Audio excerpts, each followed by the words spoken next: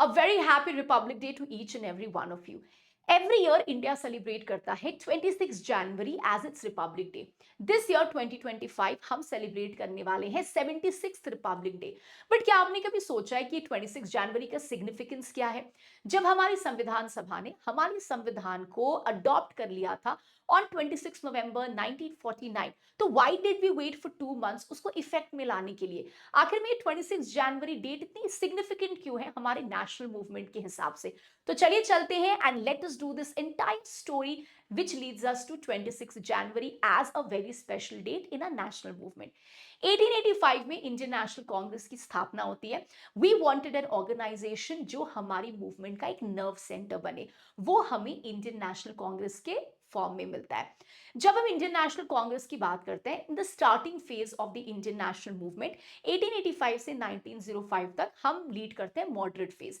It is at this point of time जो हमारे Indian national Congress के लीडर्स थे they believed in British rule. उन्हें लगता था कि ब्रिटिशर्स इस पॉइंट ऑफ टाइम पे काफी इंडस्ट्रियलाइज्ड हैं, ब्रिटिश काफी इंडस्ट्रियलाइज नेशन है, तो ब्रिटिशर्स भी इंडिया में साइंस टेक्नोलॉजी इंडस्ट्रियलाइजेशन लेके आएंगे.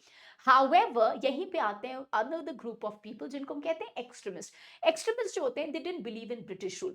एक्सट्रीमिस्ट वांटेड कि ब्रिटिश रूल का खात्मा हो, ब्रिटिश रूल का एंड हो, बट दे ऑलवेज फोकस्ड कि आपको इसके लिए सेल्फ सैक्रिफाइस करना पड़ेगा, you need to go out of the boundaries. वहीं पे मॉडरेट्स को ये लगता था कि अभी ब्रिटिशर्स से हम फेस टू फेस लड़ नहीं सकते. हाँ, ब्रिटिश रूल में कुछ प्रॉब्लम जरूर है जो इवेंचुअली हम ब्रिटिशर्स के सामने हाईलाइट कर सकते हैं और कॉन्स्टिट्यूशनल रिफॉर्म से हम उनको सॉल्व कर सकते हैं. 1905 में ब्रिटिशर्स अनाउंस करते हैं कि वो बंगाल का विभाजन करने वाले हैं. ये एक काफी टर्निंग पॉइंट होता है हमारे नेशनल मूवमेंट में, क्योंकि इस स्वदेशी मूवमेंट जिसकी हम शुरुआत करते हैं इसके मेजर्स को लेके मॉडरेट्स और एक्सट्रीमिस्ट दोनों में काफी ज्यादा प्रॉब्लम्स हो जाते हैं. मॉडरेट्स चाहते हैं कि स्वदेशी मूवमेंट को हम ऑल इंडिया एक्सटेंड ना करें, वहीं पे एक्सट्रीमिस्ट चाहते थे कि इस मूवमेंट को हम ऑल इंडिया एक्सटेंड करें एंड कहीं ना कहीं बॉयकॉट को अलग अलग फॉर्म्स में ब्रिटिशर्स के खिलाफ लेके आए. फाइनली स्वदेशी मूवमेंट को लेके दोनों में प्रॉब्लम्स होते हैं, दोनों की आइडियोलॉजीज में फर्क आ जाते हैं, जिसकी वजह से सूरत में दोनों में स्प्लिट हो जाता है. नेशनल मूवमेंट आगे बढ़ती है एंड फिर हमारे नेशनल मूवमेंट में आते हैं गांधी जी.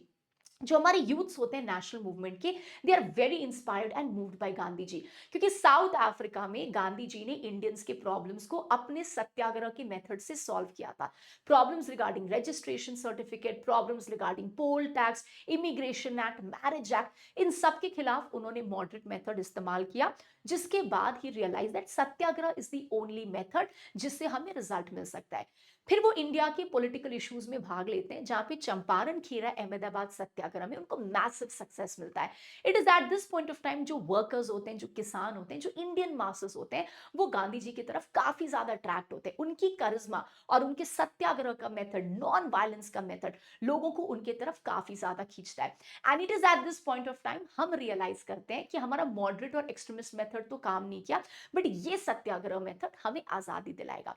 लेकिन इन दी फॉरवर्ड नेशनल मूवमेंट में 1919 में आता है गवर्नमेंट ऑफ इंडिया एक्ट. वो गवर्नमेंट ऑफ इंडिया एक्ट हमें ये कहती है कि वो इंडिया में डायरार्की का कॉन्सेप्ट लेके आएंगे, और ये एक्ट ये भी कहता है 10 साल बाद एक कमीशन बनेगी और ये कमीशन इंडिया के कॉन्स्टिट्यूशनल इश्यूज और इस एक्ट के बारे में डिस्कस करेगी.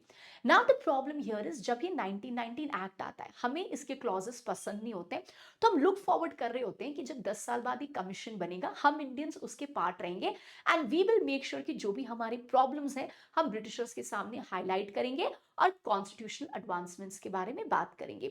हाउएवर ये कमीशन बनती है जिसको हम कहते हैं साइमन कमीशन.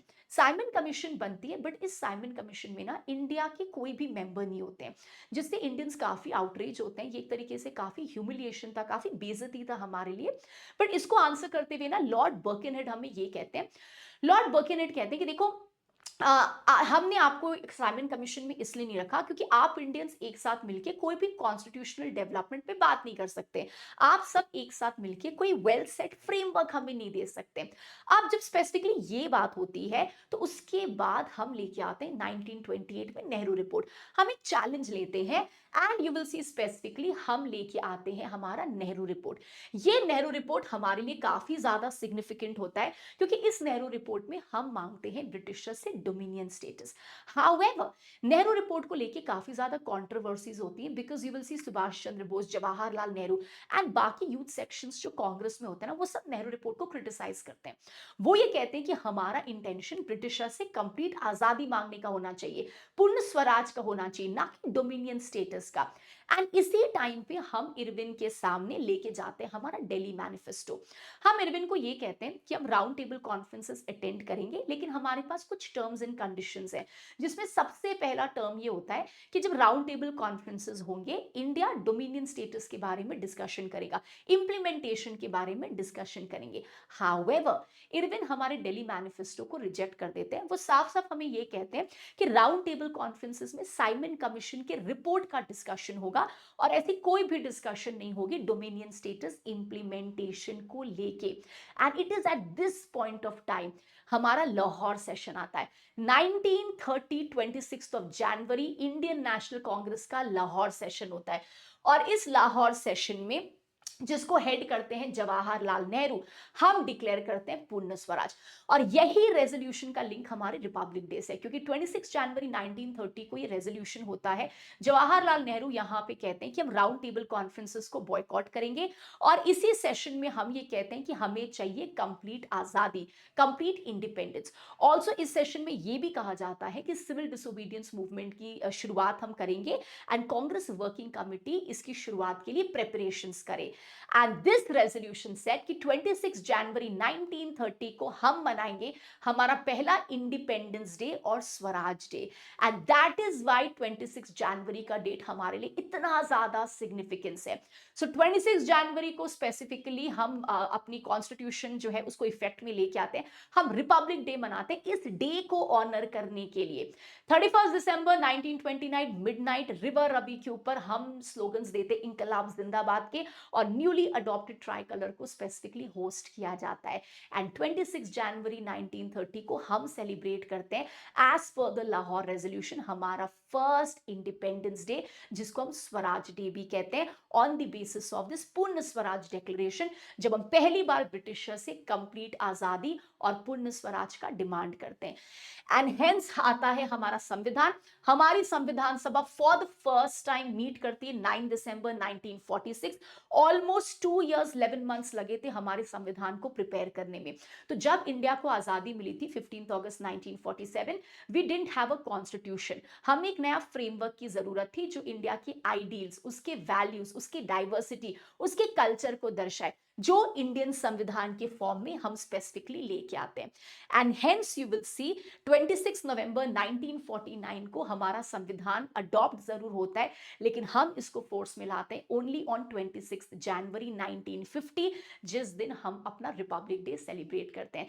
वही इस डेट का सिग्निफिकेंस है, और इसीलिए 26 जनवरी हमारे इतिहास में काफी महत्वपूर्ण डेट है। So I hope now the story is very very clear. Apart from that, for all the students who want to enrol for a courses, आपके लिए रिपब्लिक डे ऑफर है। हमारे मिशन जीआरएफ 2.2 जून बैच के लिए काफी discounts हैं, और हम सेलिब्रेट कर रहे हैं 26 जनवरी। सो पेपर 1 अब आपको मिल रहा है 2499 में, पेपर 1 प्लस पेपर 2 आपको मिल रहा है 5499 में। तो ये एक लिमिटेड प्राइस ऑफर है। ऑल्सो रिमेंबर, लिमिटेड टाइम के लिए ऑफर है, और ये ऑफर बहुत ही इंपॉर्टेंट है फॉर ऑल दोज पीपल जो एग्जामिनेशन देने वाले हैं। प्लस इसके बाद हमारे कोई भी बैचेस नहीं आएंगे जून 2025 अटेम्प्ट के लिए, ठीक है। So remember, these batches offer you the experienced faculties. हम आपको ऑफर करते हैं syllabus coverage from basic to advance, handpicked pre recorded videos, test series, doubt resolution and बहुत सारी चीजें। तो अगर आपको भी प्रिपरेशन करना है and you are looking forward to our batches, आप पीडब्ल्यू ऐप पे यूजीसी नेट सेक्शन में चले जाइए एंड सारे ऑफर्स को अवेल करिए। So thank you so much and a very happy Republic Day to each and every one of you. I hope अब आपको पता चल गया कि 26 जनवरी हमारे लिए इतनी सिग्निफिकेंट क्यों है।